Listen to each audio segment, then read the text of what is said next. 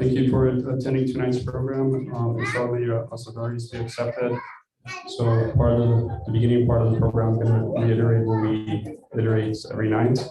So inshallah, to be safe, inshallah, we ask those who don't have masks or didn't bring masks to wear masks. We have some at the entrance, inshallah, but more so at the center table as well. So wear your mask while you're here. As much as you can social distance. I see a lot of room on the ground, so they recommend 6 feet apart. So if we can do that, especially the youth, right? We have the legs and the ability to sit on the ground. If we see adults that needs to sit on the chairs, then let's migrate to the ground, right? And especially if we can start filling up this space, that'll be better on my left, because we'll have people gradually coming in and they'll probably sit right there. Same thing for the women's side. There's, if you're a youth and you can sit on the ground, please do so. So we can decrease the distance between each other, as well as leave space for elders. We do have hand sanitizers. You need more? Okay, I'll put one more. Sorry, do you mind getting the mask from underneath and putting some? So we'll put more hand sanitizer at the center table if you want to borrow it and use it.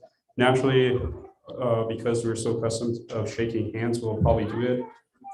It's recommended not to, but if you do, we have hand sanitizers to help you with that situation. So that's that in terms of the safety mandates. If you want to get vaccinated, it's recommended. I'm not your doctor, but if you haven't, you can speak with your physician and see what they say. So majority have recommended it, but some people have special conditions or where it's better for them not to. So, but that's, I just wanted to put that out there. And in terms of dinner, so we have every night, alhamdulillah, sponsored except Wednesday night, the night of Ashura, and Thursday day, the day of Ashura.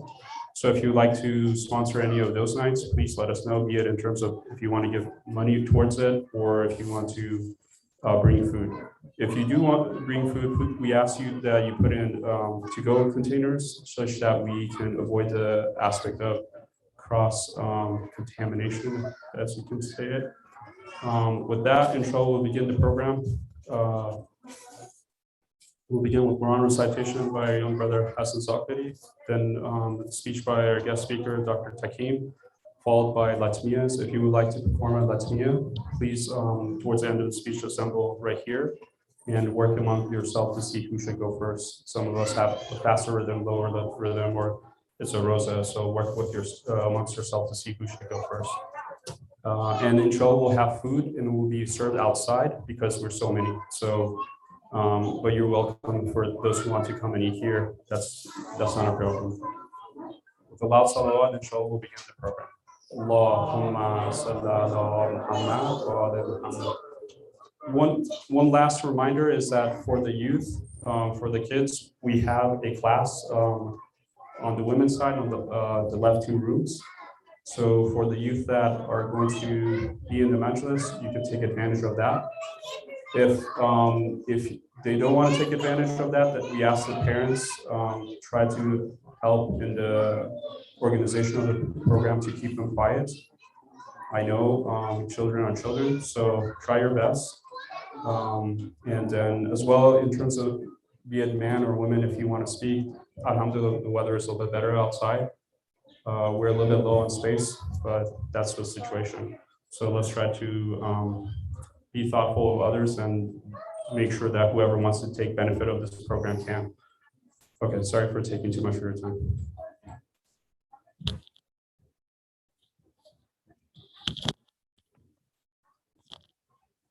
Inshallah, we will be reciting Surah Al-Zalzala and Surah Al-Adiyat.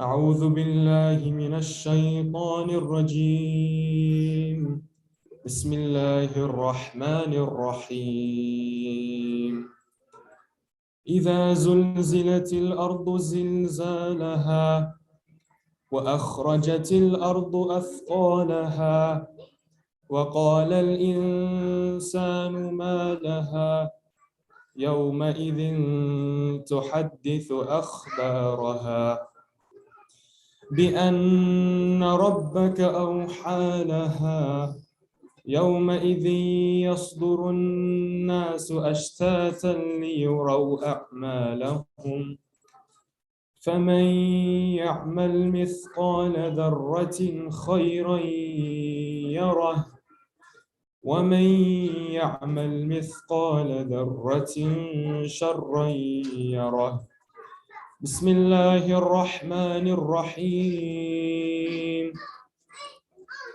والعاديات ضبحا فالموريات قدحا فالمغيرات صبحا فأثرن به نقعا فوسطن به جمعا إن الإنسان لربه لكنود وإنه على ذلك لشهيد وإنه لحب الخير لشديد أفلا يعلم إذا بعثر ما في القبور وحصل ما في الصدور إن ربهم بهم يومئذ لخبير صدق الله العلي العظيم.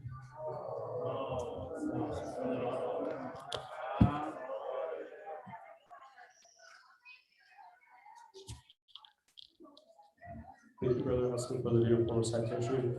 So with the loud salawats, let's have our dear brother come to give us a wonderful speech.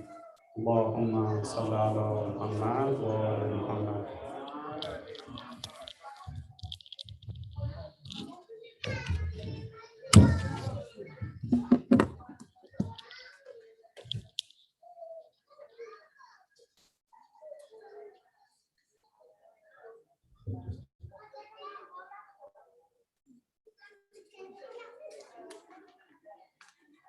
رحم الله من قرأ سورة الباركة الفاتحة.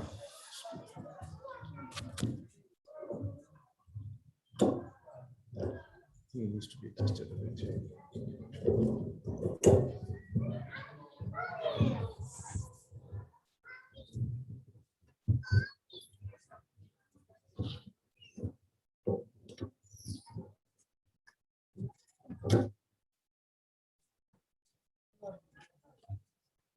أعوذ بالله من الشيطان الرجيم بسم الله الرحمن الرحيم الحمد لله رب العالمين والصلاة والسلام على أشرف الأنبياء والمرسلين خاتم النبيين رحمة للعالمين بالقاسم محمد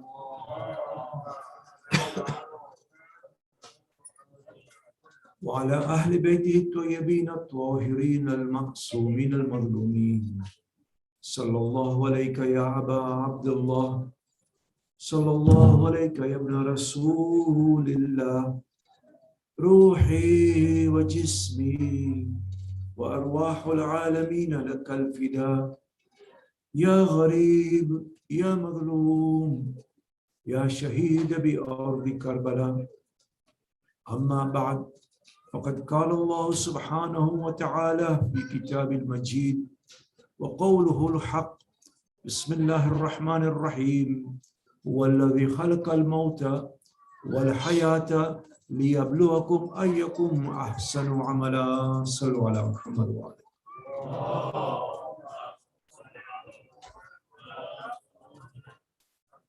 السلام عليكم ورحمة الله. I was talking about the importance of the family yesterday, and I wanted to focus more, especially for the younger generation, because for me, the future lies not only with our children, but also with our grandchildren.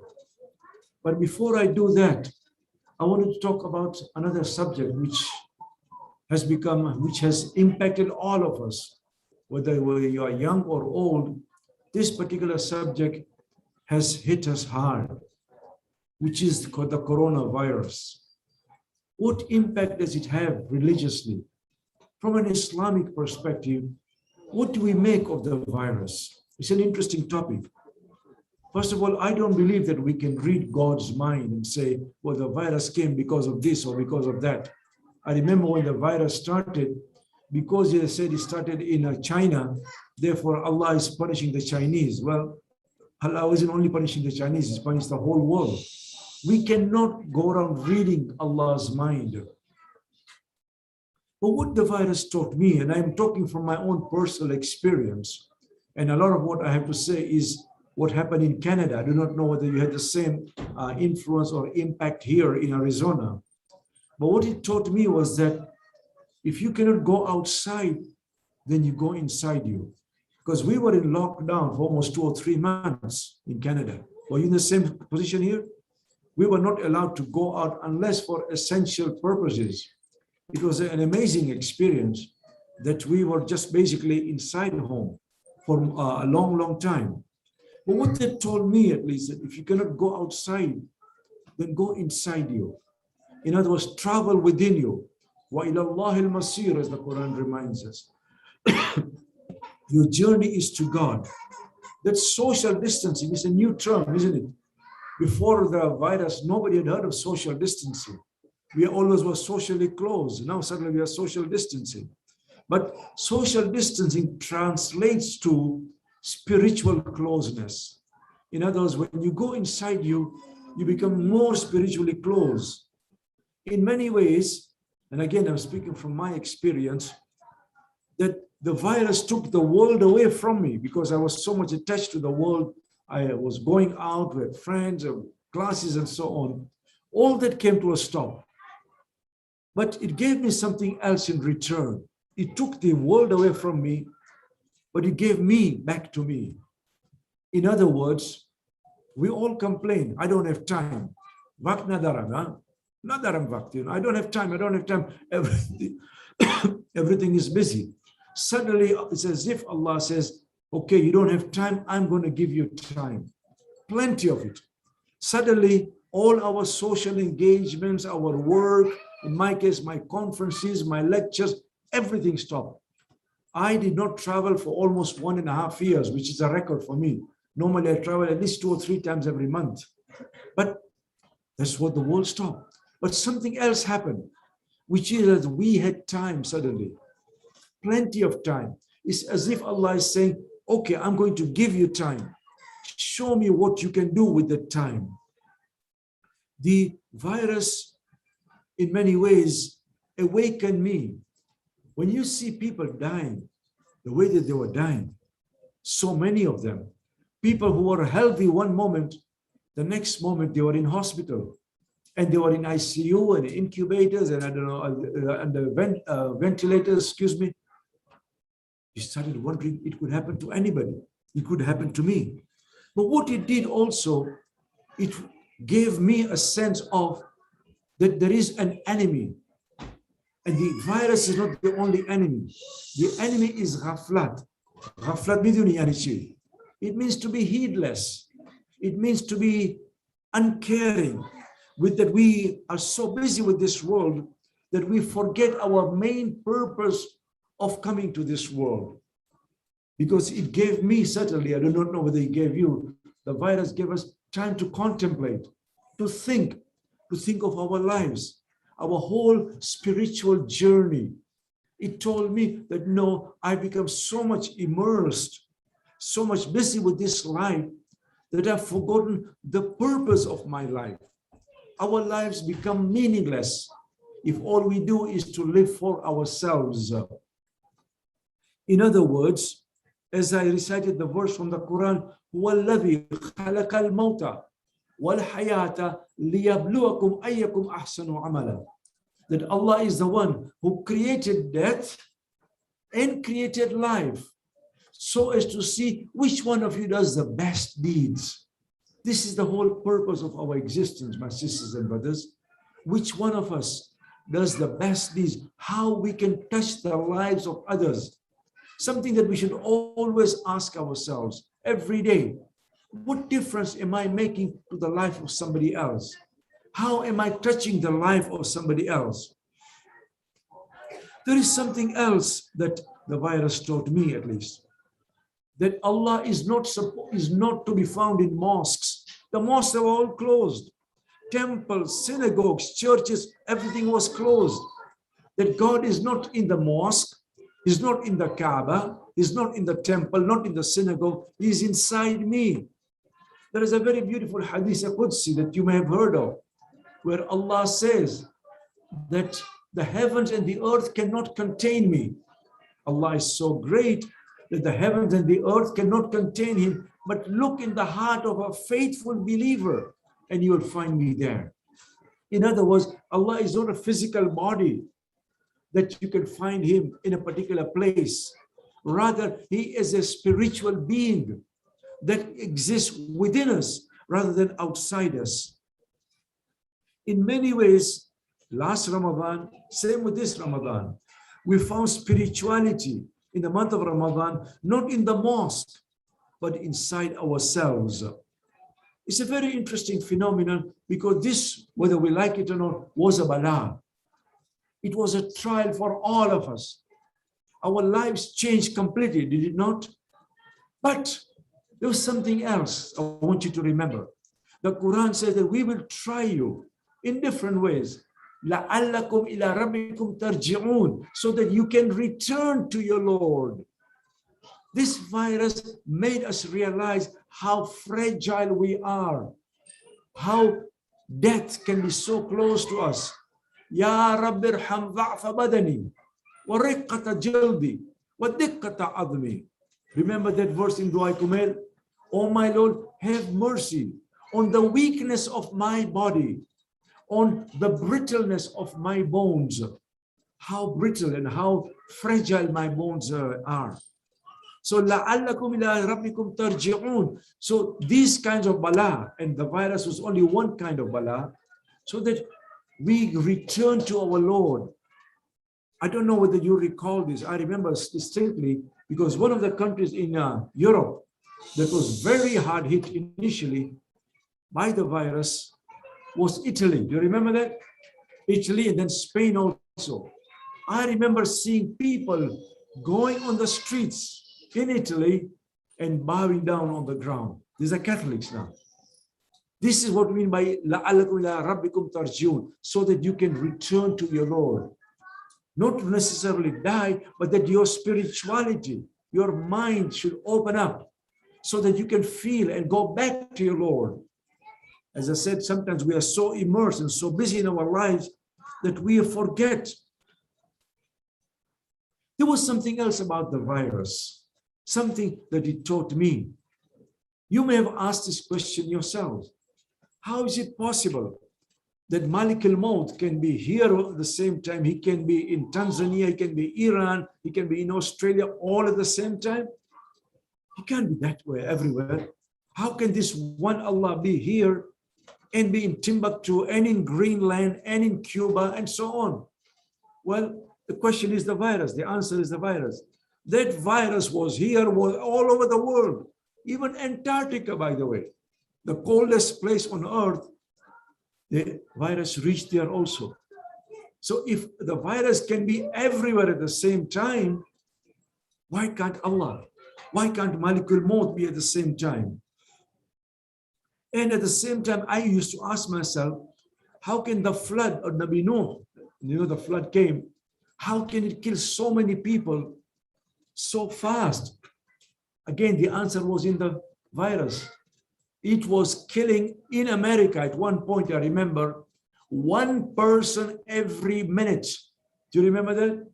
It was killing in America at one time. One person every minute. And it wasn't only in America, it was only in America, but it was killing even more in different parts of the world. That is how Allah is teaching us to open our mind. We became isolated from our close friends, close families. I'm a grandfather of 7, mashallah. But for so many months, I was not able to see them. To see them on FaceTime or I don't know, all these social media, but I could not see them face to face. I could not hug them. I became isolated. And in many ways, that child told me how isolated people can be. The fact that we are integrated The fact that we are meeting here in the mosque today, even though there is social distancing, itself is a big ni'mah. Huh? We took this so much for granted for so long that we can just go to the mosque whenever we want. Now we see what a blessing it is to go to the mosque, to be able to at least meet and talk to our people, even though they're with masks and so on.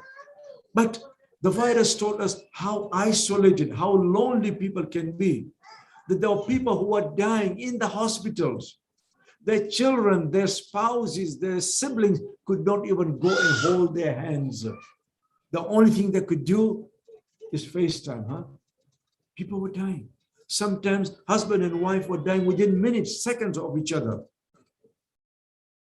It reminds me of that particular munajat of Amirul Mu'mineen alayhi salam, that on that day, وَاسْأَلُكَ الْأَمَانَةِ يَوْمَ يَفِرُّ الْمَرْءِ مِنْ أَخِيهِ, on that day when a person will run away from his brother, وَأُمِّهِ وَأَبِيهِ, and from his own father and mother, وَصَاحِبَتِهِ, and his spouse, وَبَنِيهِ, and his children. On that day, it will be only you alone. And that's what was happening in the hospitals. The people were alone. And now, by the way, with the variant, it's coming back again. So again, I humbly request you, if you have not gotten vaccinated, please do so. For your sake, for your children's sake, for your spouse's sake, for your family's sake, for everybody's sake. Sallu ala Muhammad wa ala.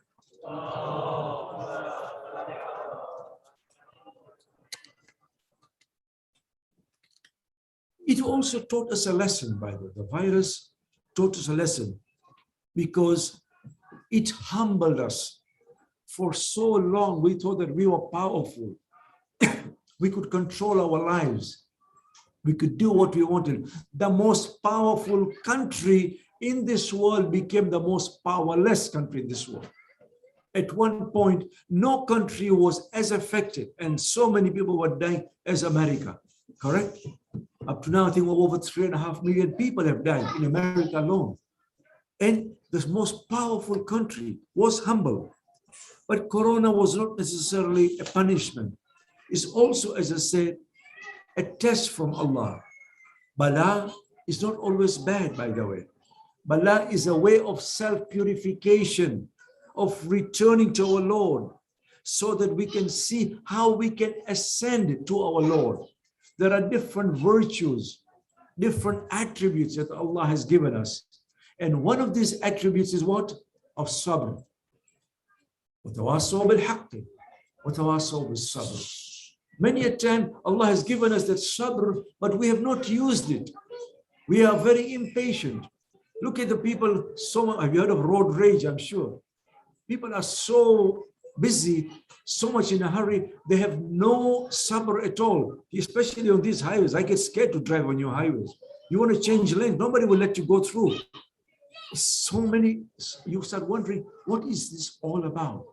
But sabr is an attribute that has to be nurtured, cultivated. You grow in sabr, because a sabr is a person who grows to become sabir. Sabir is one who is at peace with himself. And mutasabir is a different level. Mutasabir is one who glows in radiance. Who, because when you look at him, you feel the presence of somebody who is completely at peace. That peace only comes with sabr. Sallu ala Muhammad wa ala.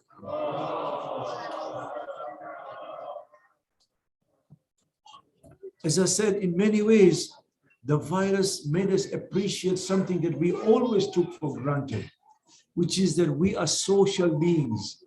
We cannot remain on our own. We miss that social contact.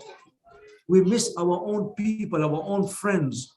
And therefore, it told us that science and technology is not enough for us. What we need, because we had all these gadgets at home, the television, I don't know, we had all these social media, but social media is not enough.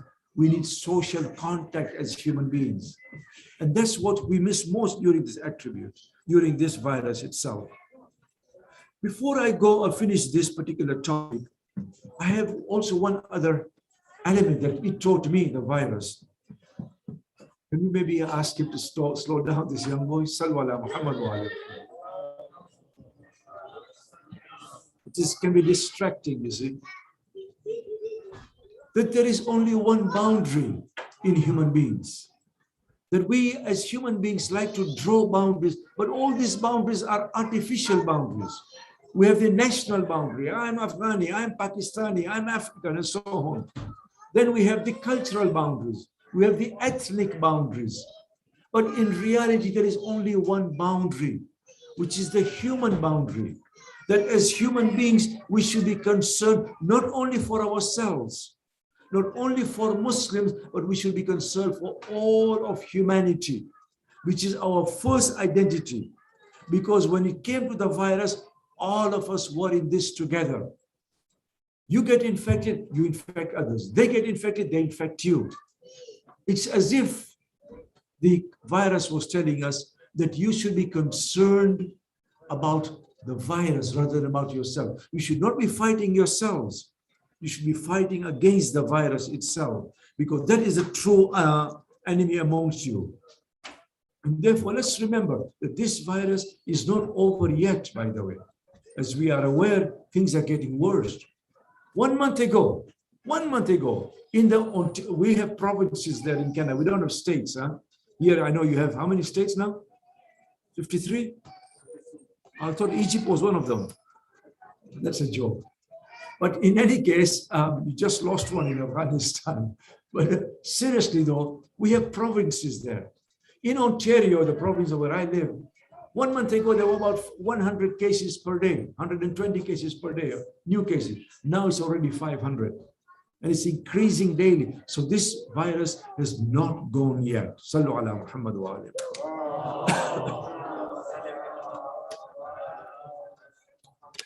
Let me turn now to my main topic that I started yesterday, which is that of the youth.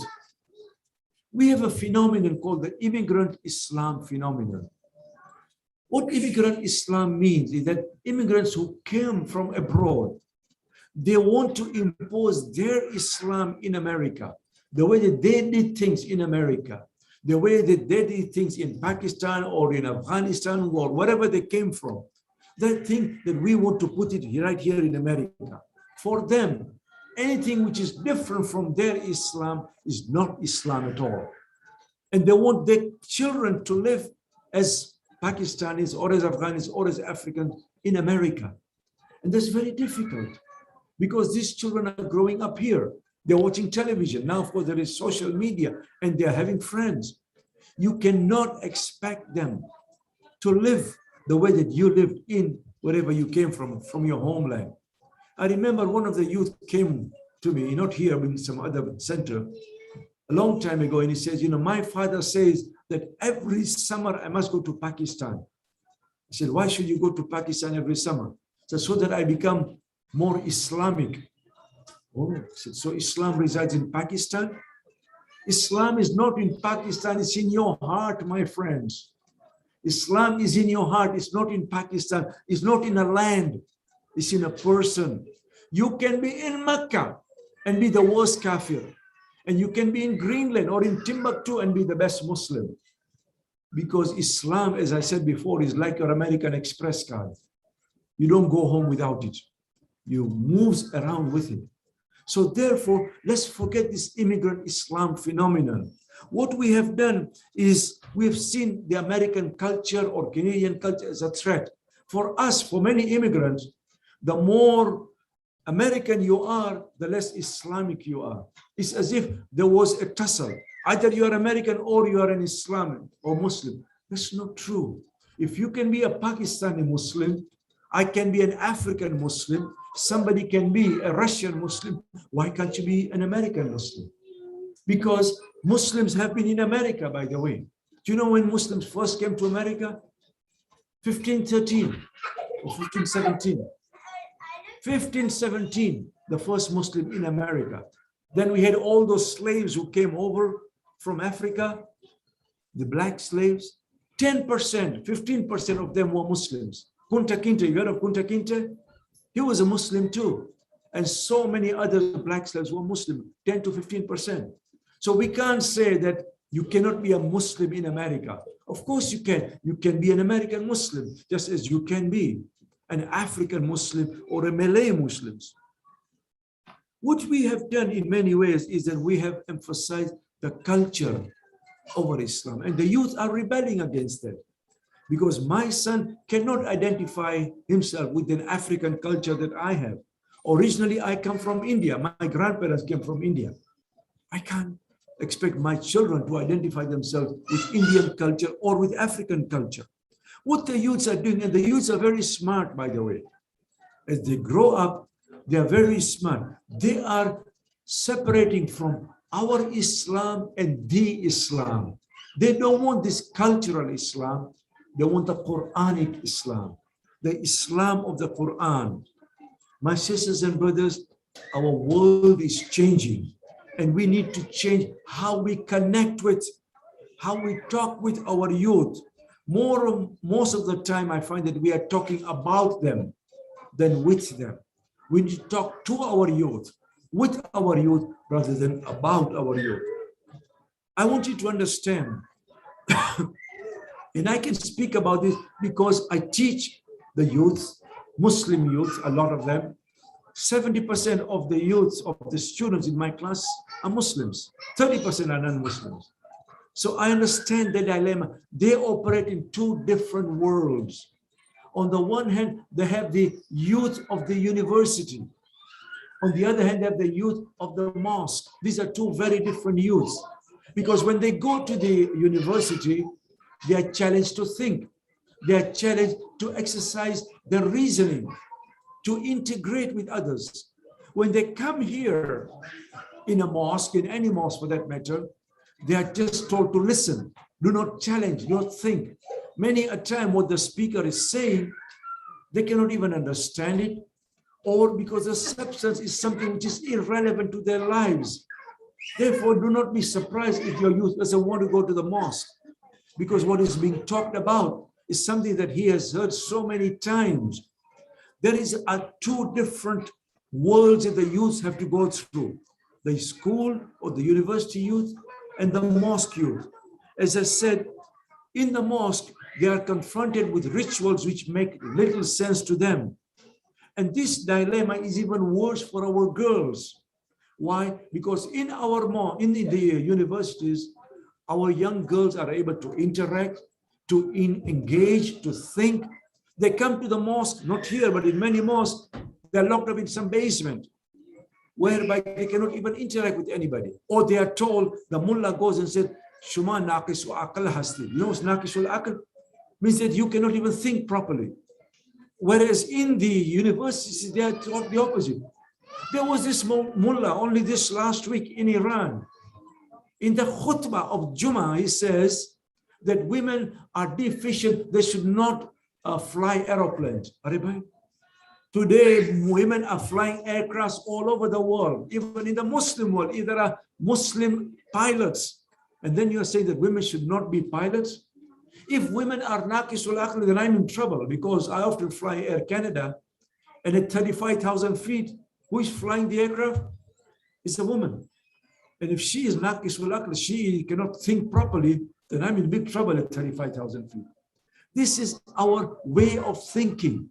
It has to change. Today, in many, many instances, not all, women are more educated than men.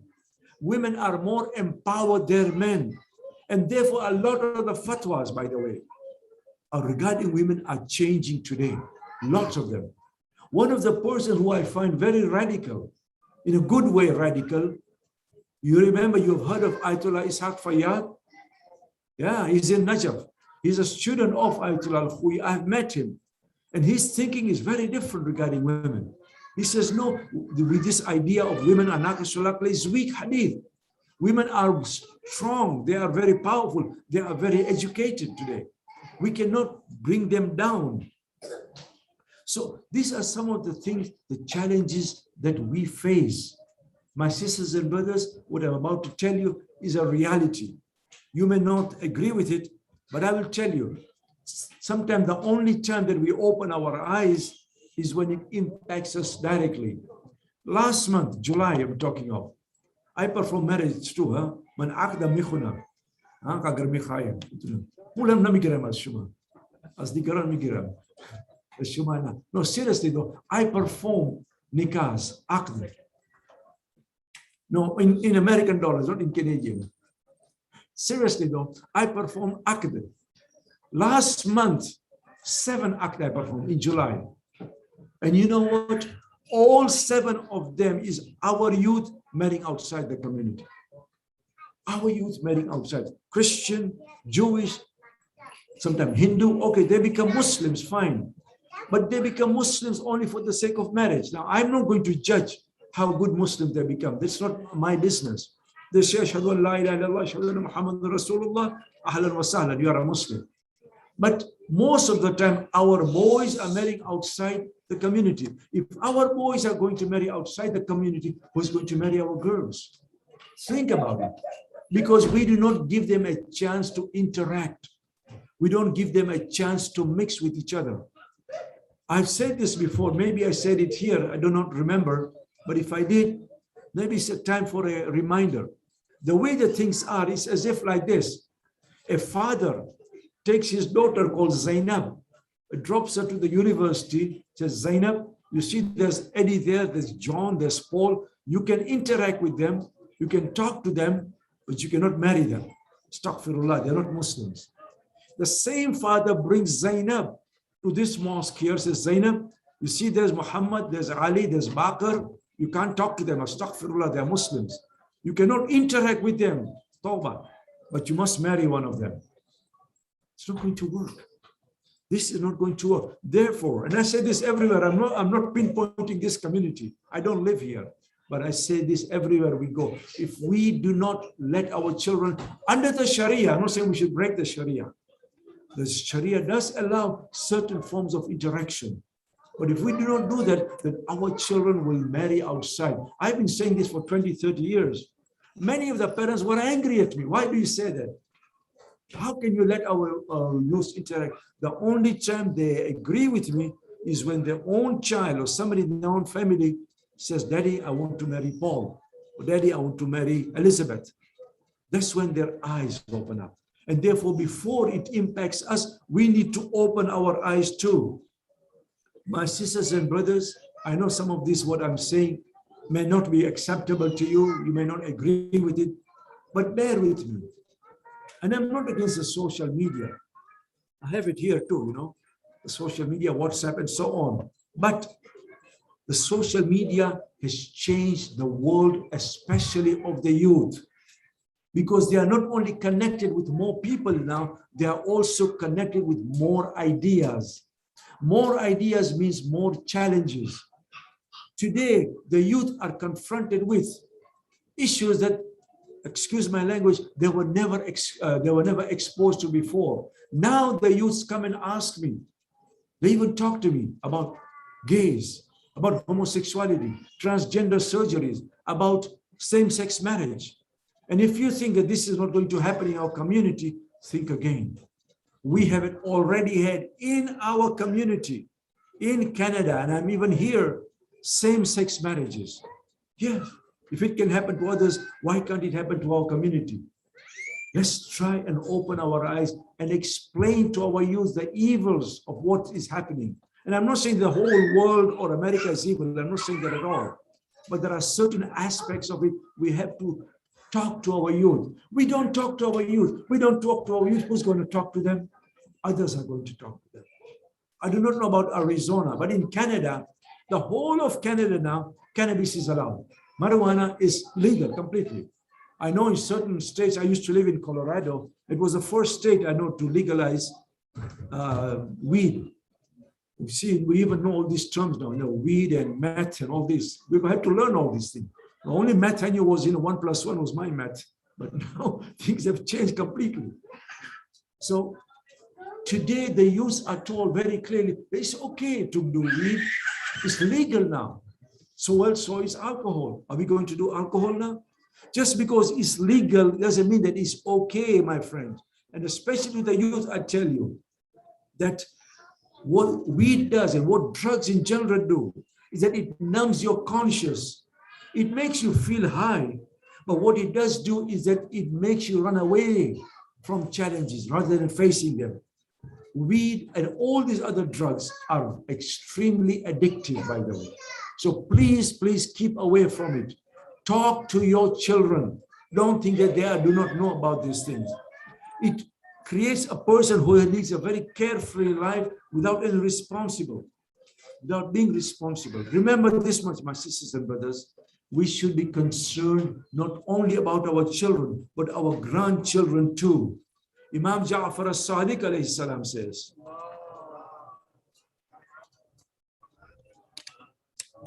he says, teach your children how to read the Quran. Teach your children how to eat halal, to earn halal, to pray. These are some of the things that we need to explain. And above all, talk to them so that if they have any questions, any challenges, any issues, they should be prepared to talk to you. If you don't have the answers, seek the support of an alim. Mashallah, today you can reach out an alim to almost anywhere in the world you like. Remember, Imam Ali alayhi salam has taught us that bring up your children differently from how you were brought up, because their times are different, their circumstances are different. What we have done is this: we have built buildings, we've built mosques, we've built beautiful mosques. In Toronto, we built a mosque which cost about $25 million, multi-purpose, humongous. Come to Toronto, you will see it. Jafari Community Center is called. But you go there on a Thursday, you don't find the youth. Because we build the outside, we don't build the inside. We don't build the hearts, the mind, and the souls of the youth who are going to occupy the mosque. It's great to build big mosques. I'm not saying we shouldn't do it. But it's even more important to build the hearts and the mind of those who are going to occupy. We find all senior citizens or parents coming. Fine, it's good for them to come. But our focus must be the younger generation. We have adjusted the language. Now we're speaking in English. But the youths don't want just the language. They want substance. They want an Islam which makes sense to them. Not an Islam which talks about the Khilafat and how the Sunnis and Shias and so on, which they've heard many, many a time. Today, my sisters and brothers, as I've said before, our youth become isolated.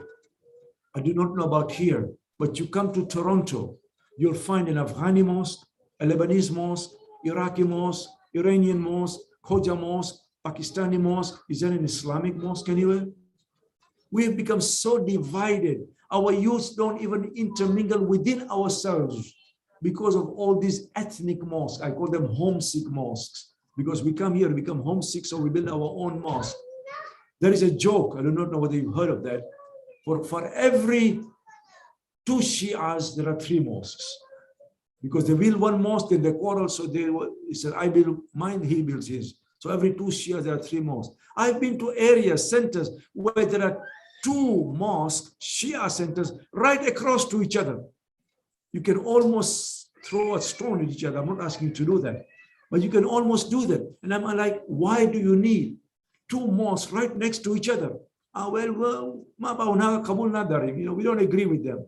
But if you don't agree with them, you're separating and you're creating division within the community. Imam Ali alayhi salam gave his rights away. He could have stood up and fought for his rights, but he sacrificed his right. Why? For the good of the unity of the community. That should be paramount. That should be most important. What this does is to isolate our youth even more from fellow Shias. You hardly find the case where a Pakistani boy is marrying an Afghani girl, for example. Very few. Or where a Lebanese boy is marrying an African girl. Within the Shia community I'm talking about. More often, they will marry outside the community because we don't give them that exposure to within the community. Therefore, let's not isolate our youth. Remember this much. For our own ego, we are actually destroying the future of our youth, not building them. And I'm being very honest and very frank. Let us make sure that we bring our youth, our centers, our people together. Sallu ala Muhammad.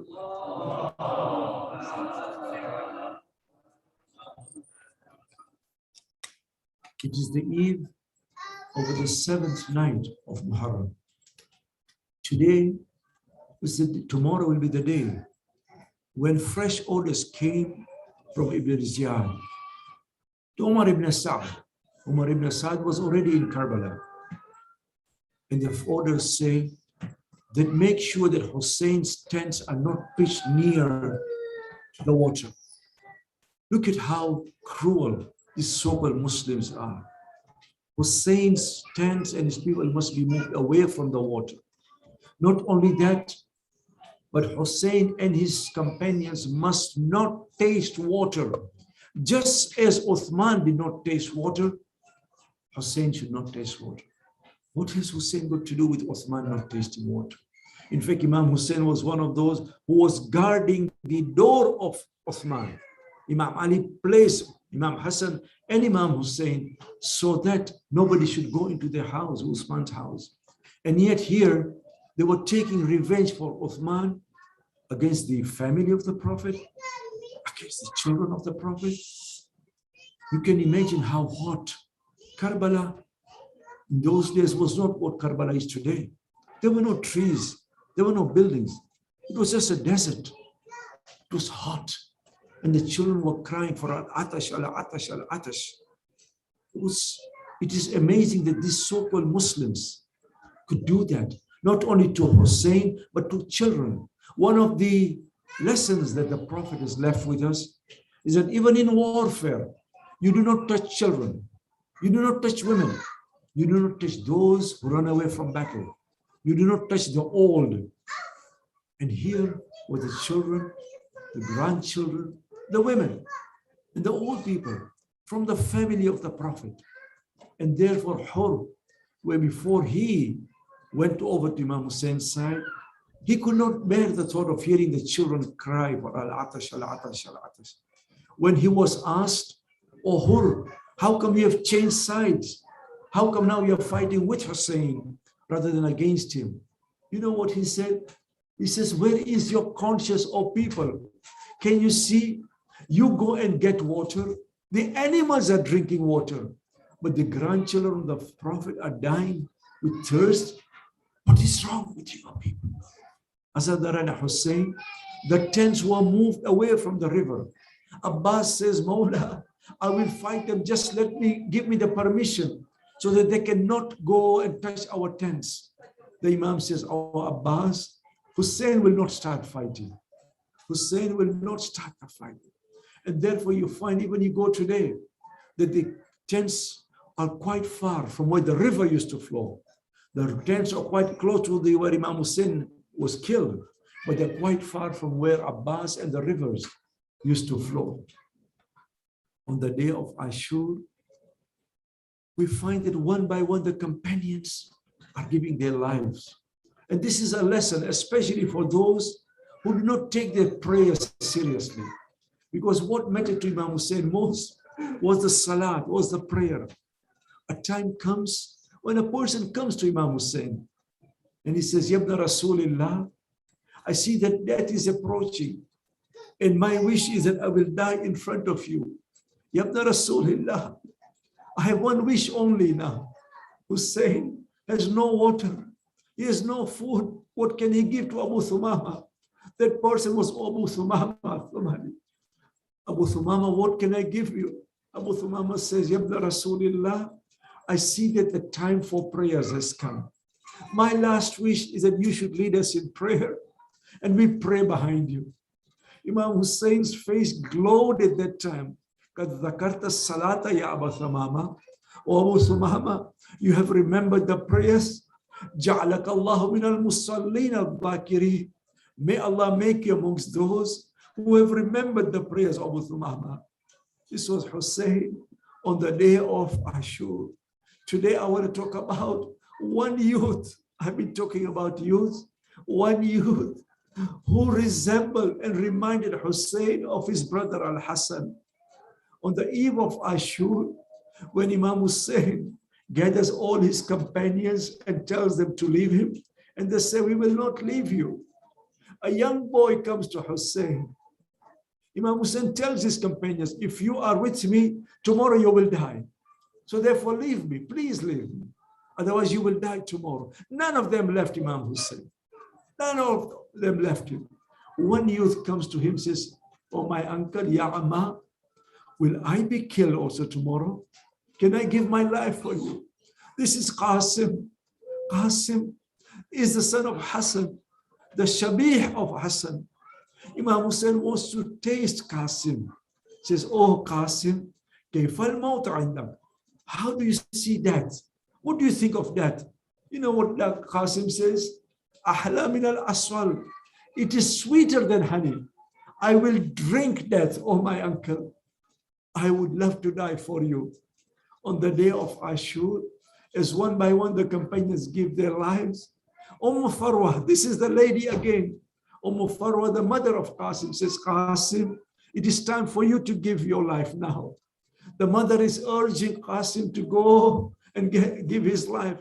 Qasim comes to his uncle. Oh, my uncle, I want to give my life for you. Hussein says, Beta Qasim, jihad is not wajib on you. You're not even baligh. How can I let you go? Whenever I wanted to remember my brother, I used to look at you. Hussein does not allow Qasim to go. The riwayat says, Qasim comes to his mother, says, oh, my mother, my uncle does not want me to go. He does not allow me to go and fight. At that time, Farwa opens a tawiz. This tawiz, a letter from Imam al-Hassan. She reads it and then gives it to Qasim.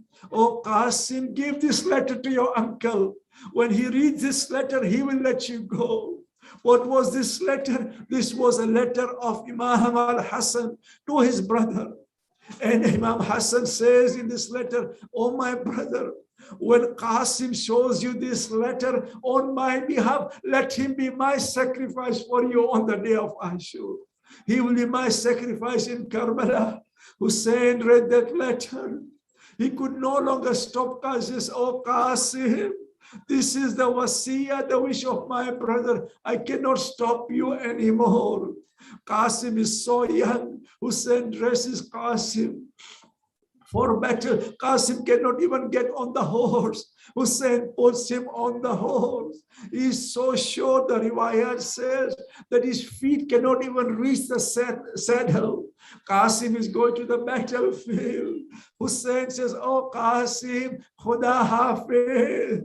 Oh Qasim, it is not only you who is going, it is my brother who is going with you. Qasim goes to the battlefield. The enemy is surprised that this young boy, whose face is shining, he's shining as if he is the son of the prophet. He is coming to fight us. How can we fight him?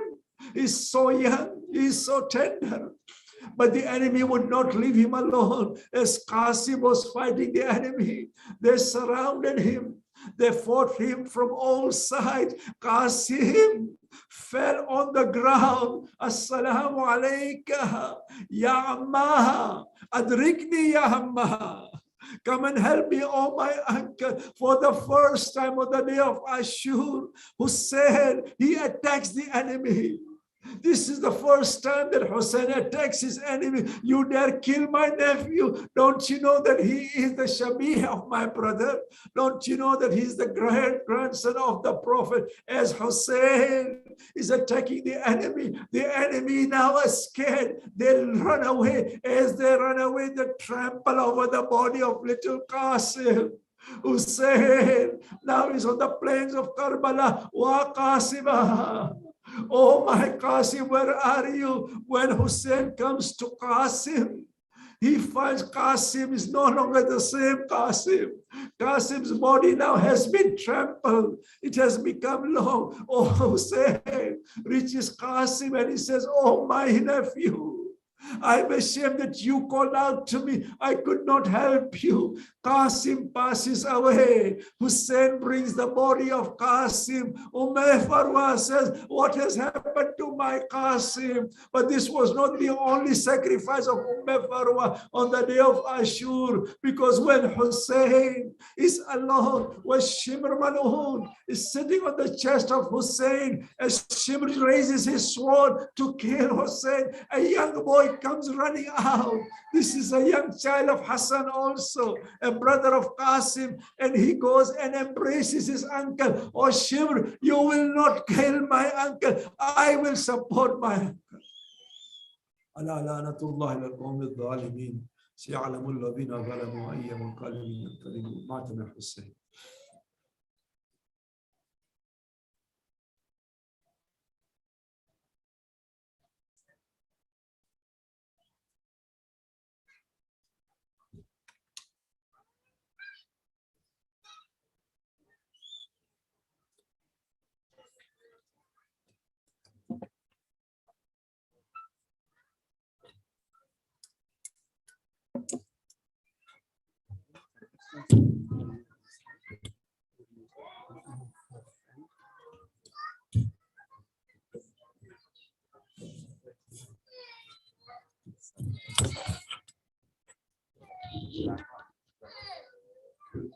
Can I ask brothers to move to this side, please?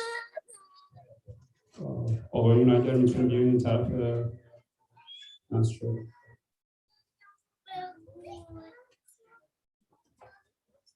آقایون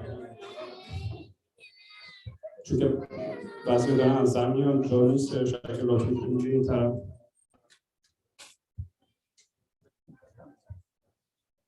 خیلی ممنون.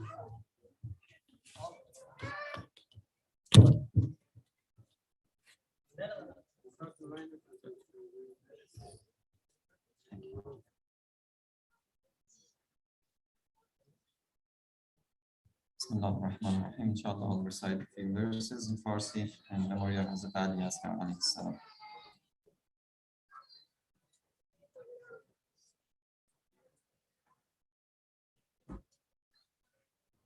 زره پوشید از قنداق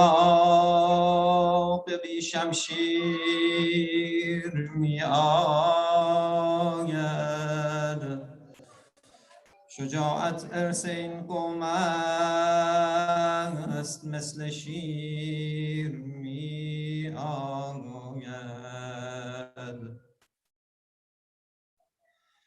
به روی دست بابا آسمان ها را نشان کرده چقدر آبی به این چشمان بی تقصیر می آید زبانش کودکان است و نمیفهمم چه میگوید ولی میخوانم از چشمش که با تکبیر می آید به چیزی لب نزد جز آه از لطف ستم اما نمیدانم چرا از دست دنیا سیر می آید جهانی را شفاعت می کند با قطره اشکی که از چشمش تو گویی آیه تطهیر می آید الهی بشکند دست کماندار تو ای صیاد که آهو بره 6 ماه در نخجیر می آید چه زخمی خورده آیا بر کجای طفل 6 ماهه که با خون دارد از این زخم بوی شیر می آید به خواب ای کودکم لالا کسی را بد کند دشمن به خواب ای کودکم لالا که دارد تیر می آید تیر نگذاشت که یک جمله به آخر برسد هیچ کس حدس نمیزد که چنین سر برسد پدرش چیز زیادی که نمیخواست فراوت یک دو قطره ضرری داشت به استر برسد با دو انگشت همین حنجره میشد پاره چه نیازی به سه شعبه است که تا پر برسد خوب شد عرش همه نور گلو را برداشت حیف خون نیست بر این خاک ستمگر برسد خون حیدر به رگش در تب و تاب است ولی بگذارید به سن علی اکبر برسد دفن شد تا بدنش نعل نبیند اما دست یک نیزه بر آن حلق مطهر برسد شعله ور می شود این داغ دوباره وقتی شیر در سینه بی کودک مادر برسد زیر خورشید نشسته به خودش می گوید تیر نگذاشت که آن جمله به آخر برسد تیر نگذاشت که آن جمله به آخر برسد علی لعنت الله علی القوم الظالمین سیعلم الذین ظلموا انهم غالبون سلام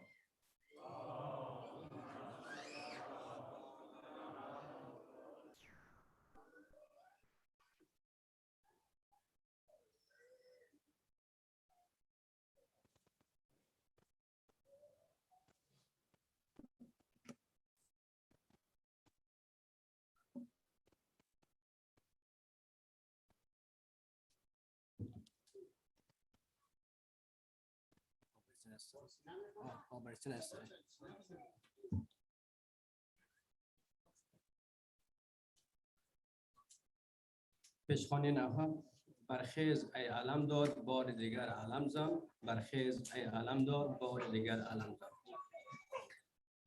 برخیز ای علمدار برخیز ای علمدار بار دیگر علم زن برخیز ای علمدار برخیز ای علمدار بار دیگر علم زن برخیز علمدار برخی بار دیگر علم زن سقایت ردی من سقایت ردی من سوی حرم قدم زن طفلان در انتهابن طفلان در انتهابن چشم انتظار یابن برخیز ای برخیز بار دیگر زن ماهی روخت به ساحل ماهی روخت به ساحل در خونه شکسته باز این قامتت بلندت این قامتت بلندت در خونه شکسته باز جدا شده دو دستت جدا شده دو دستت عمود و کن شکستت برخیز برخیز بار دیگر علم زد برخیز و خیمه ها را برخیز و خیمه ها را دوباره با صفا کن دادی تو وعده یاب دادی تو وعده یاب به وعده وفا کن سکینه بیقرار است سکینه بیقرار است رقیه دل فگار است برخیز و ای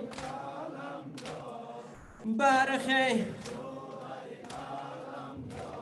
بار دیگر علم زن گردیده بیگلم دار گردیده بیگلم دار سپای من برادر بعد از خدا تو بودی بعد از خدا تو بودی پناهی من برادر به تو شکسته پوشتم به تو شکسته پوشتم داغ غمی تو گشتم برخیز و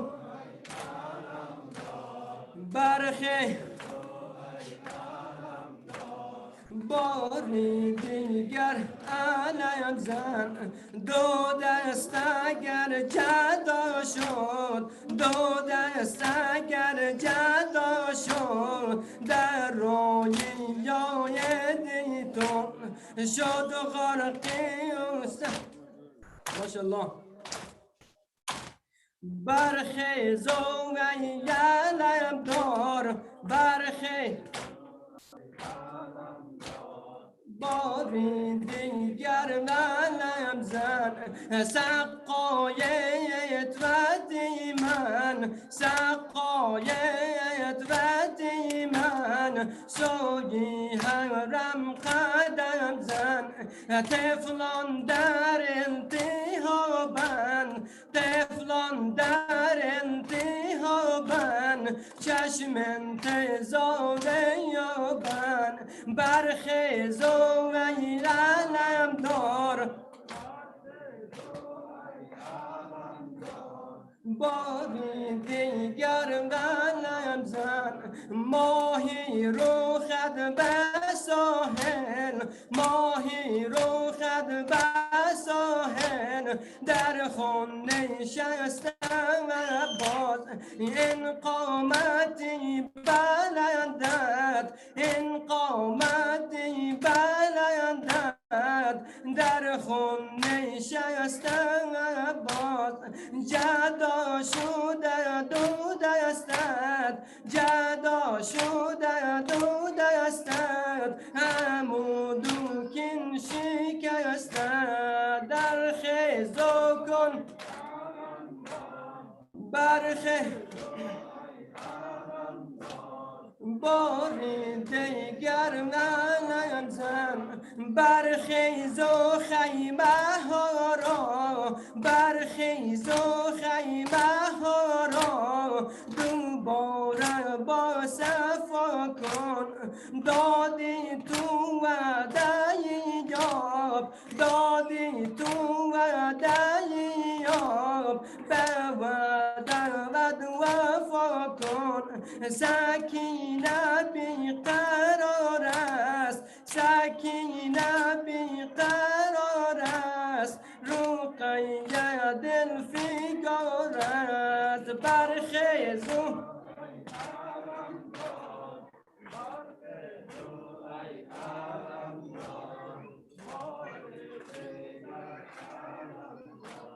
صلوات محمدی.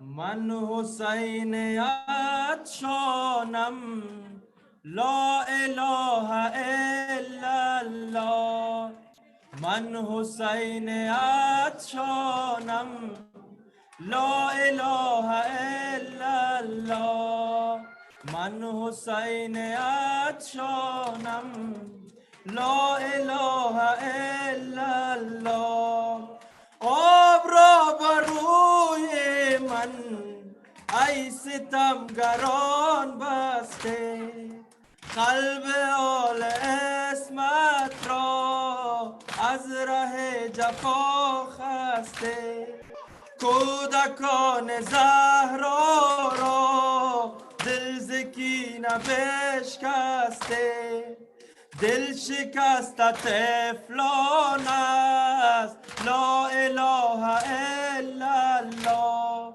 من حسین عطشانم لا اله الا الله من حسین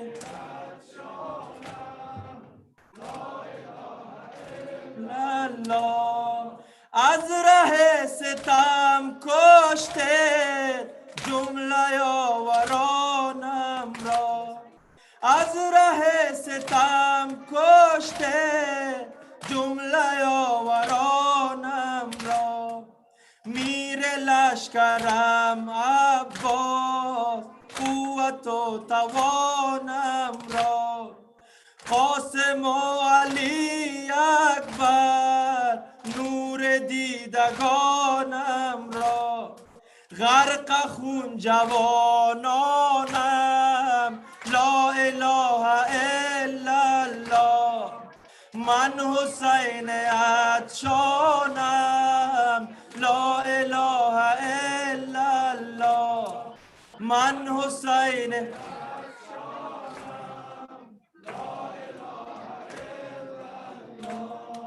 این مبارزین امروز غرق خون به میدانند این مبارزین امروز غرق خون به میدانند روح عدل و آزادی نور عشق و ایمان است مرشد جوان مردان سرور شهیدان است سخت زین عزا جانم لا اله الا الله من حسین عطشانم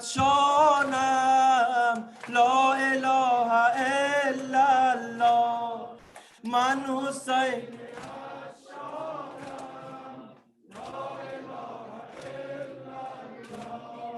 آب را بر روی من ای ستمگران بسته آب را بر روی من ای ستمگران بسته قلب آل اسمت را از ره جفا خسته کودکان زهرا را دل ز کینه بشکسته دل شکست طفلان است لا اله الا الله من حسین عطشانم لا اله الا الله من حسین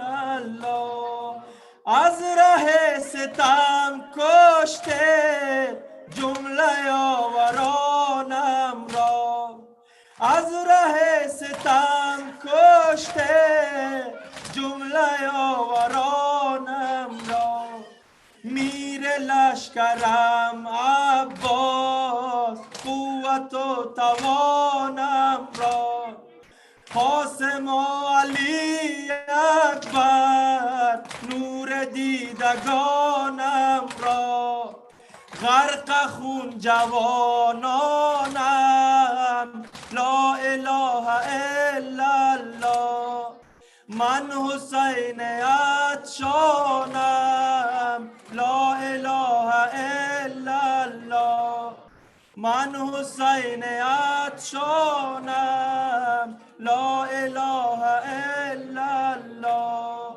من حسین عطشانم لا اله الا الله صلوات محمدی.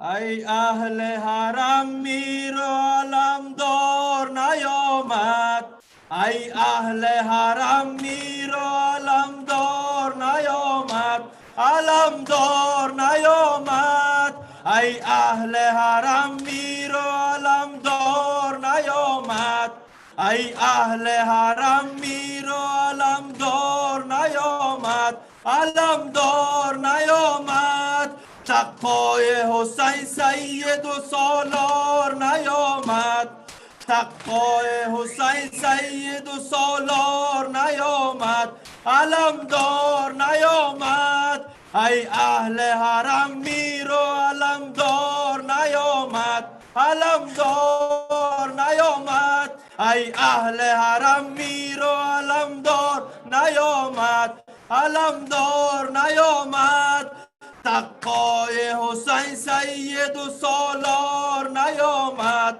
سقای حسین سید و سالار نیامد علمدار نیامد ای اهل حرم میر و علمدار نیامد علمدار نیامد ای اهل حرم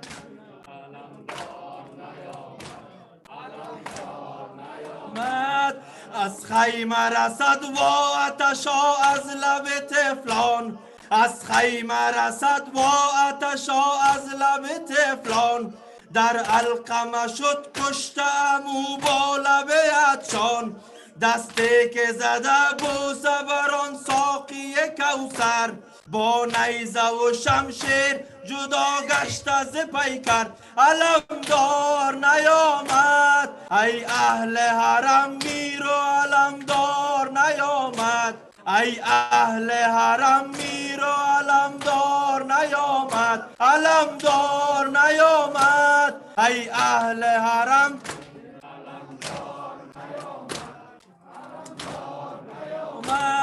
از خیمه رسد و آتشا از لب تفلان از خیمه رسد و آتشا از لب تفلان در حلقمه شد کشتم او با لب عطشان دستی که زده بوسه بران ساقی کوثر با نیزه و شمشیر جدا گشت از پیکر علمدار نیامد ای اهل حرم میر و علمدار نیامد علمدار نیامد ای اهل حرم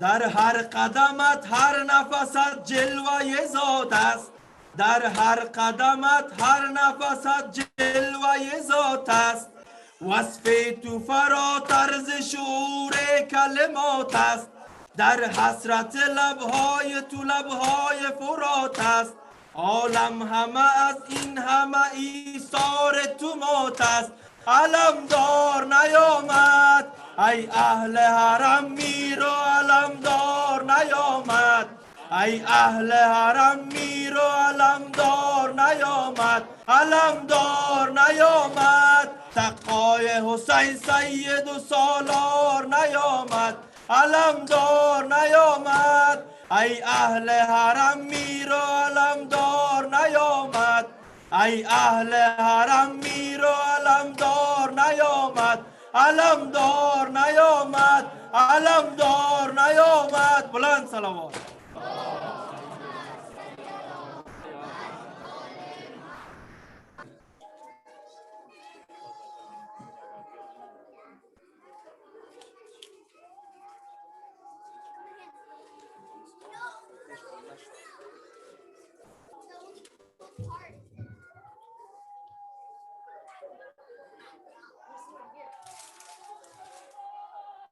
این علم از کیست که به صاحب است ای خدا این علم از کیست که به صاحب است ای خدا این علم از مای بنی هاشم است ای خدا این علم از کیست که به صاحب است ای خدا این علم از مای بنی هاشم است ای خدا همه بگه از کیست که به صاحب است ای خدا این علم از ماه بنی هاشم است ای خدا این علم از کیست که به صاحب است ای خدا این علم از ماه بنی هاشم است ای خدا این علم از کیست که غرق خون است ای خدا این علم از کیست که غرق خون است ای خدا این علم از کیست که واژه گون است ای خدا این علم از کیست که واژه گون است ای خدا این علم از کیست که به صاحب است ای خدا این علم از بای بنی هاشم است ای خدا این علم از کیست که به صاحب است ای خدا این علم از ماه بنی هاشم است ای خدا این علم از کیست که سرنگون است ای خدا این علم از کیست که به صاحب است ای خدا این علم از کیست که به صاحب است ای خدا حضرت عباس علمدار کجاست ای خدا حضرت عباس علمدار کجاست ای خدا ماه بنی هاشم و سردار کجاست ای خدا ماه بنی هاشم و سردار کجاست ای خدا علم از کیست که به صاحب است ای خدا این علم از مای بنی هاشم است ای خدا این علم از کیست که به صاحب است ای خدا این علم از مای بنی هاشم است ای خدا این علم از کیست که غرقی خون است ای خدا این علم از کیست که غرقی خون است ای خدا این علم از کیست که واژه گون است ای خدا این علم از کیست که واژه گون است ای خدا علم از کیست که به صاحب است ای خدا این علم از مای بنی هاشم است ای خدا این علم از کیست که به صاحب است ای خدا این علم از مای بنی هاشم است ای خدا حضرت عباس علمدار کجاست ای خدا حضرت عباس علمدار کجاست ای خدا ماه بنی هاشم و سردار کجاست ای خدا ماه بنی هاشم و سردار کجاست ای خدا این علم از کیست که به صاحب است ای خدا این علم از ماه بنی هاشم است ای خدا این علم از کیست که به صاحب است ای خدا این علم از ماه بنی هاشم است ای خدا حضرت عباس علمدار کجاست ای خدا حضرت عباس علمدار کجاست ای خدا ماه بنی هاشم و سردار کجاست ای خدا ماه بنی هاشم و سردار کجاست ای خدا آن تنی به دست سپهدار کجاست ای خدا آن تنی به دست سپهدار کجاست ای خدا این علم از کیست که به صاحب است ای خدا این علم از مای بنی هاشم است ای خدا این علم از کیست که به صاحب است ای خدا این علم از ماه بنی هاشم است ای خدا حضرت عباس دلاور چه شد ای خدا حضرت عباس دلاور چه شد ای خدا قاسم تو با علی اکبر چه شد ای خدا قاسم تو با علی اکبر چه شد ای خدا که به صاحب است ای خدا این علم از مای بنی هاشم است ای خدا این علم از کیست که به صاحب است ای خدا این علم از ماه بنی هاشم است ای خدا حضرت عباس علمدار کجاست ای خدا حضرت عباس علمدار کجاست ای خدا ماه بنی هاشم و سردار کجاست ای خدا ماه بنی هاشم و سردار کجاست ای خدا این علم از کیست کی به صاحب است ای خدا این علم از ماه بنی هاشم است ای خدا این علم از کیست کی به صاحب است ای خدا این علم از ماه بنی هاشم است ای خدا آن سپهسالار و پرچمدار کجاست ای خدا آن سپهسالار و پرچمدار کجاست ای خدا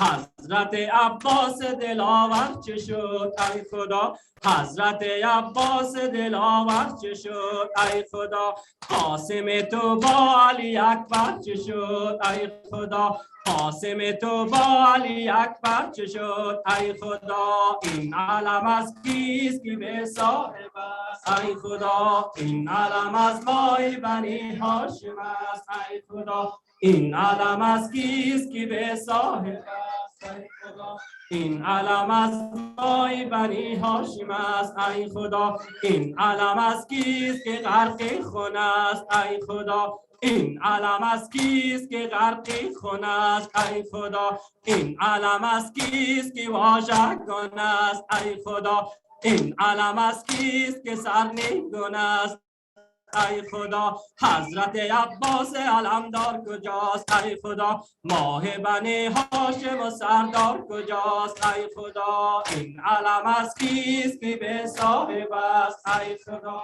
این علم از ماه بنی هاشم است ای خدا این علم از کیست که به صاحب است ای خدا این علم از ماه بنی هاشم است ای خدا بر محمد آل محمد صلوات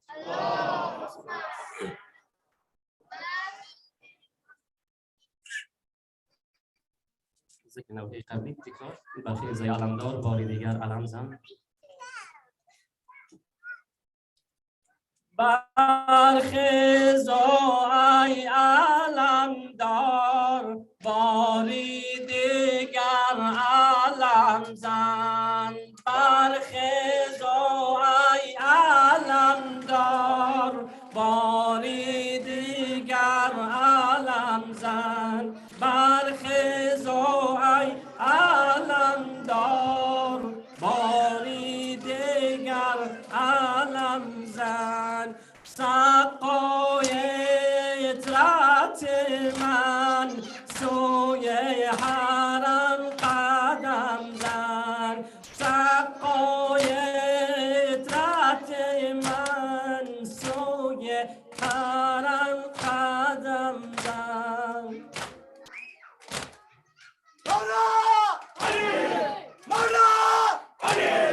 برخیز ای علمدار باری دیگر علم زن برخیز ای علمدار باری دیگر علم زن طفلان و در التهابند چشم انتظار یابند ساقی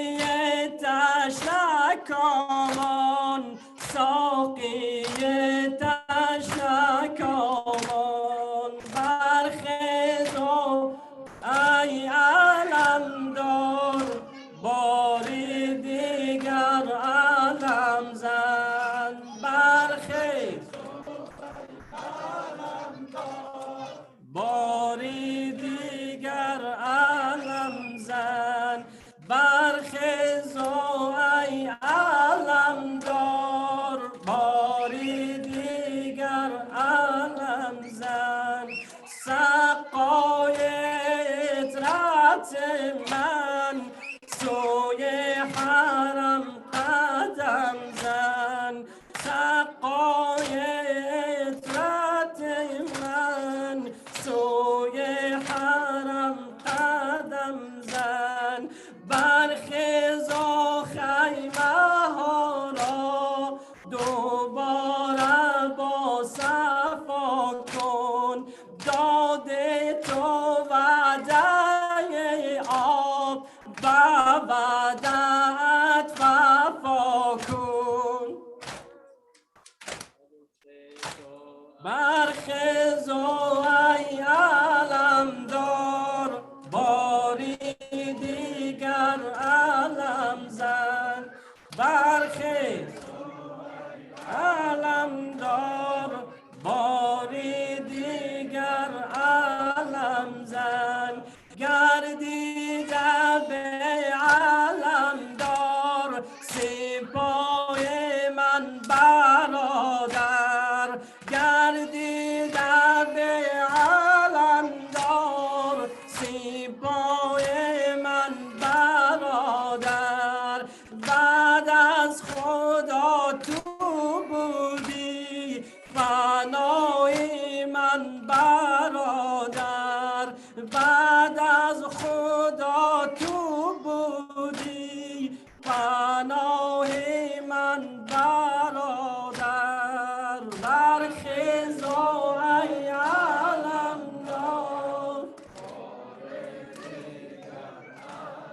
زن برخیز و ای علمدار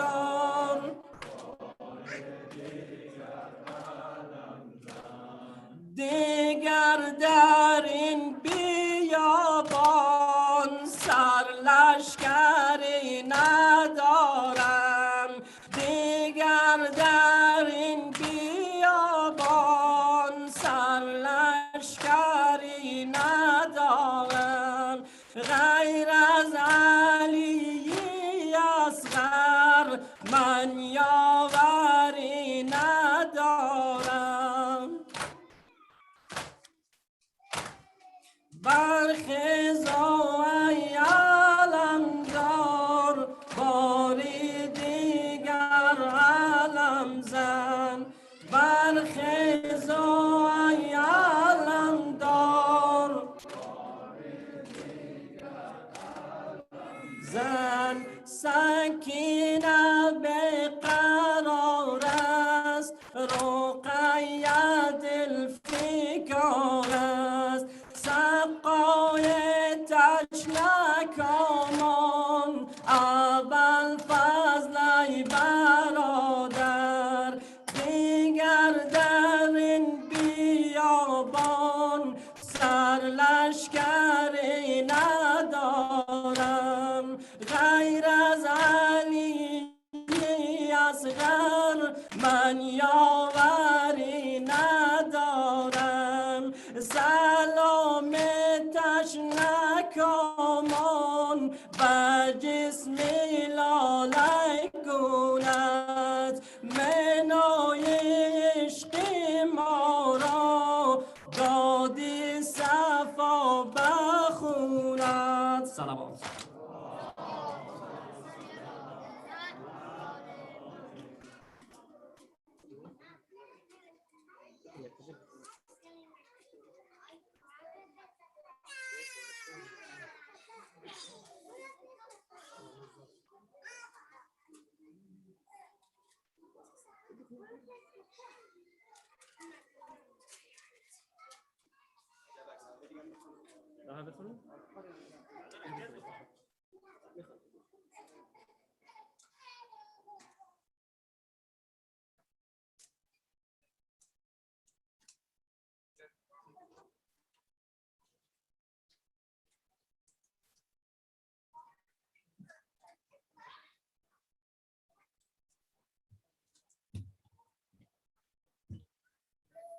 و خوشنودی ابوالفضل العباس بلند صلوات.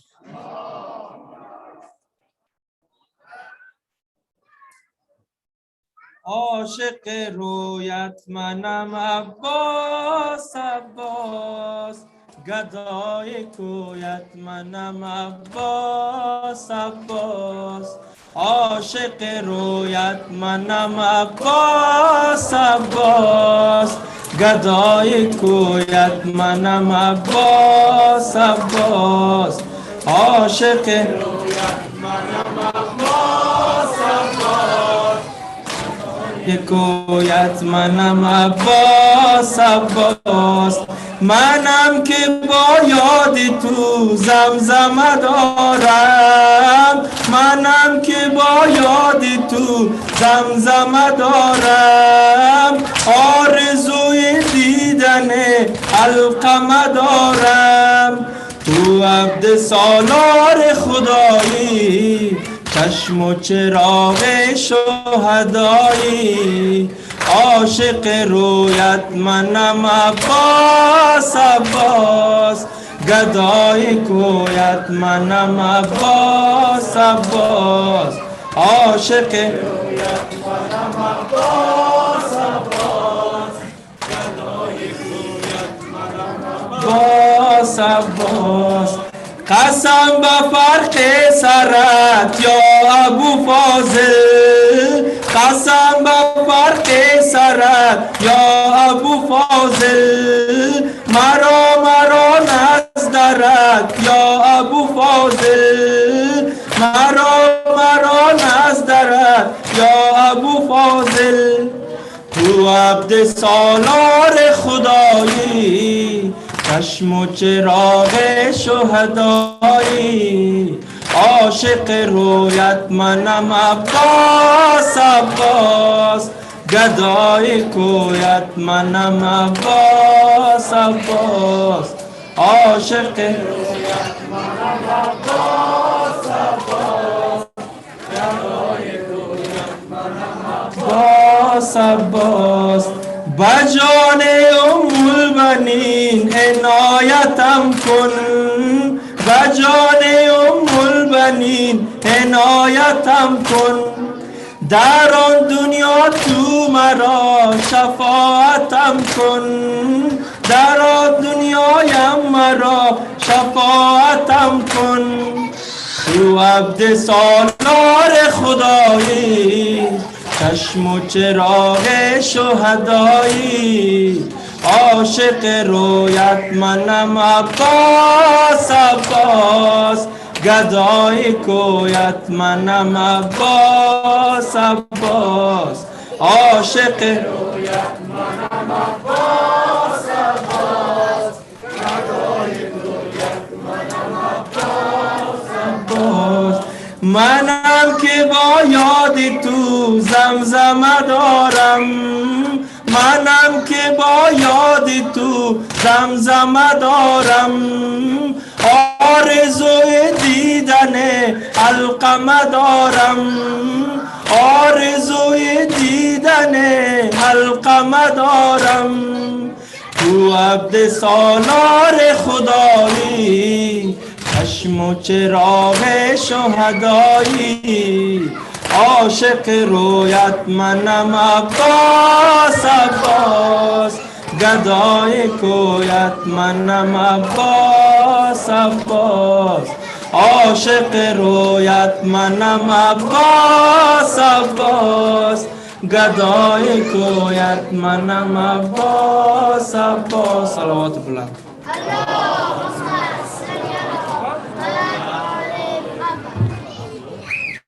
اشخانی نوحه علم بر زمین است سجاخز ابوالفضل، علم بر زمین است سجاخز ابوالفضل، علم بر زمین است سجاخز ابوالفضل، علم بر زمین است سجاخز ابوالفضل، علم بر زمین است سجاخز ابوالفضل، علم بر زمین است سجاخز ابوالفضل، علم بر زمین است سجاخز ابوالفضل، علم بر زمین است سجاخز ابوالفضل، ستم در کمین است سجاخز ابوالفضل، ستم در کمین است سجاخز ابوالفضل، ستم در کمین است سجاخز ابوالفضل، علم بر زمین است سجاخز ابوالفضل، علم بر زمین است سجاخز ابوالفضل، ستم در کمین است سجاخز ابوالفضل، دو دست رسایت جدا از بدن شد، دو دست رسایت جدا از بدن شد، تنت روی خاک و زمین است ابوالفضل، تنت روی خاک و زمین است ابوالفضل، علم بر زمین است سجاخز. علم بر زمین است زجاخ زبلفر علم بر زمین است زجاخ علم بر زمین است زجاخ زبلفر علم بر زمین است زجاخ ستم در کمین است زجاخ زبلفر ستم در کمین است زجاخ زبلفر ستم در کمین است زجاخ زبلفر دو دست رسایت جدا از بدن شد دو دست رسایت جدا از بدن شد تنت روی خاک و زمین است زبلفر تنت روی خاک و زمین است زبلفر علم بر زمین زجاخ زبلفر علم بر زمین زجاخ زبلفر علم بر زجاخ زبلفر علم بر زمین است زجاخ زبلفر علم بر زمین است زجاخ زبلفر علم بر زمین است زجاخ زبلفر با قربان لبهای خشک دهی تو با قربان لبهای خشک دهی تو که از تشنگی این چینین است زبلفر که از تشنگی این چینین است زبلفر علم بر زمین است زجاخ زبلفر علم بر زمین است زجاخ زبلفر علم بر زمین است زجاخ زبلفر علم بر زمین است زجاخ زبلفر ستم در کمین است زجاخ زبلفر ستم در کمین است زجاخ زبلفر دو دست رسایت جدا از بدن شد دو دست رسایت جدا از بدن شد تنت روی خاک و زمین است زبلفر تنت روی خاک و زمین است زبلفر علم بر زمین است زبلفر علم بر زمین است زیباخ زبلفر علم بر زمین است زیباخ زبلفر علم بر زمین زبلفر علم بر زمین است زبلفر با قربان لبهای خشک دهی تو با قربان لبهای خشک دهی تو که از تشنگی این چنین است زبلفر که از تشنگی این چنین است زبلفر که از تشنگی این چنین است زبلفر ستم در کمین است زجاخ زبلفر ستم در کمین است زجاخ زبلفر علم بر زمین است زجاخ زبلفر علم بر زمین است زجاخ زبلفر علم بر زمین است زجاخ زبلفر علم بر زبلفر با چشمت چرا تیغی کین خورده ای گل با چشمت چرا تیغی کین خورده ای گل رخت ماه گلزار دین است زبلفر رخت ماه گلزار دین است زبلفر رخت ماه گلزار دین است زبلفر علم بر زمین است زجاخ زبلفر علم بر زمین است زجاخ زبلفر علم بر زمین است زجاخ زبلفر علم بر زمین است زبلفر با پاخ زبلفر ببین کودکان را با پاخ زبلفر ببین کودکان را همه تشنکامان حزین است زبلفر همه تشنکامان حزین است زبلفر علم بر زمین است پاخ زبلفر علم بر زمین است زجاخ زبلفر علم بر زمین است زجاخ زبلفر با محمد صلوات دعای فرج اللهم صل على محمد وآل محمد وعجل فرجهم بسم الله الرحمن الرحيم اللهم كل وليك الحجة ابن الحسن صلواتك عليه وعلى آبائه في هذه الساعة وفي كل ساعة وليا وحافظا وقائدا وناصرا ودليلا وعينا حتى أرزك توعا وتمتعا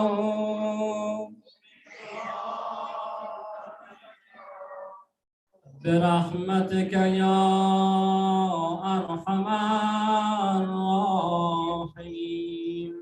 اللهم اغفر للمؤمنين والمؤمنات والمسلمين والمسلمات الأحياء منهم والأموات.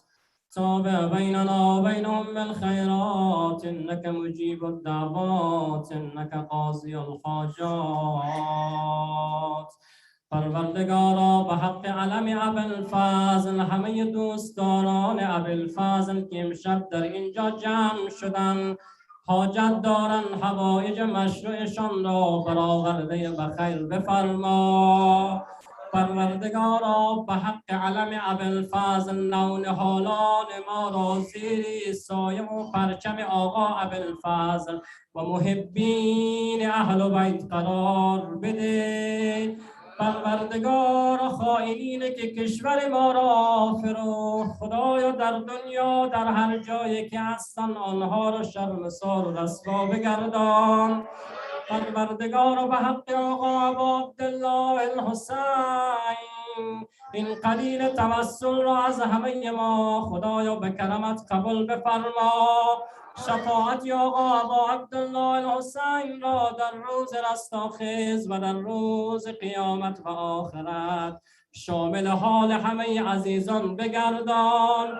پروردگار اموات ما که رفتن آنها را ببخش و بیامرز.